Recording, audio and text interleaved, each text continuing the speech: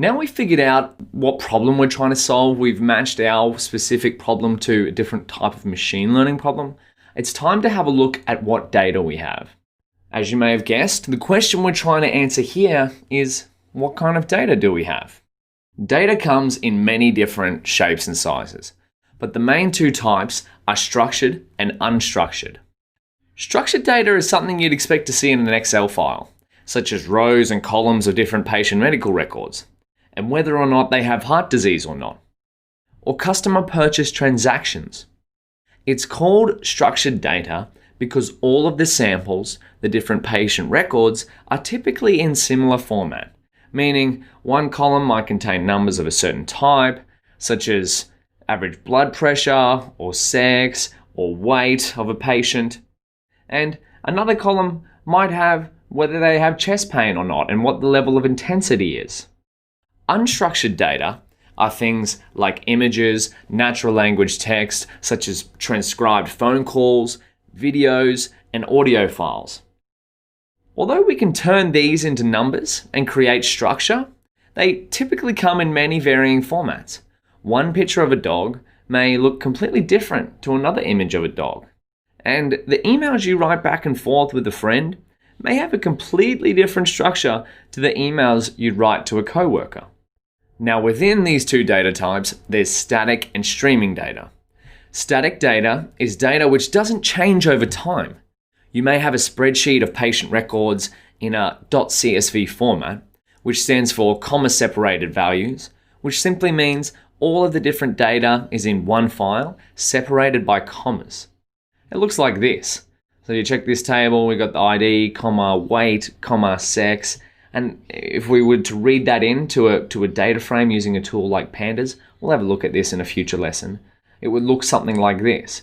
So a lot of data you'll actually come across comes in a simple format like this, but to turn it into something that is a little bit more structural, you can convert it to this. Now CSV is one of the most common types of static data formats. We're going to get very used to this by the end of the course. And since these values won't really change over time, they're called static. Usually, what you'll want is a lot of these examples. In machine learning, there's a saying, the more data, the better, which makes sense if you think about it.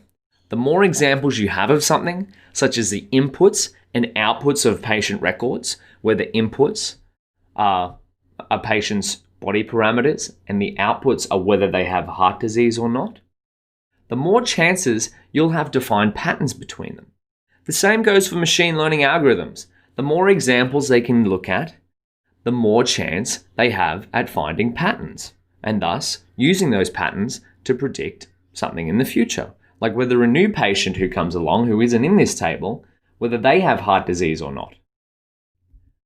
Streaming data is data which is constantly changed over time.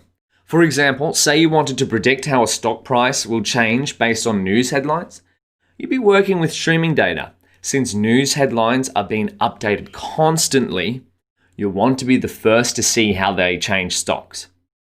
Most of the work you will do in practice will start on static data, and then if your data analysis and machine learning efforts prove to show some insights, you'll move towards streaming data for when you go to deployment or in production.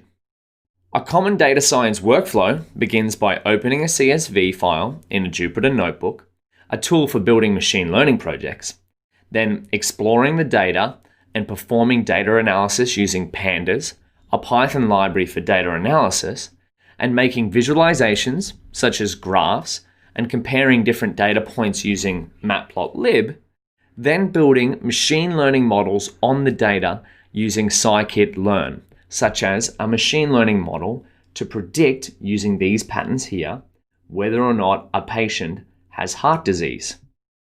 Don't worry if you're thinking, what's a Jupyter Notebook and Pandas? What? Are we at the zoo? We've got dedicated sections and projects coming up for each of these tools. For now, think about the different kinds of data you create or use every day. Are they structured or unstructured? How much data is there?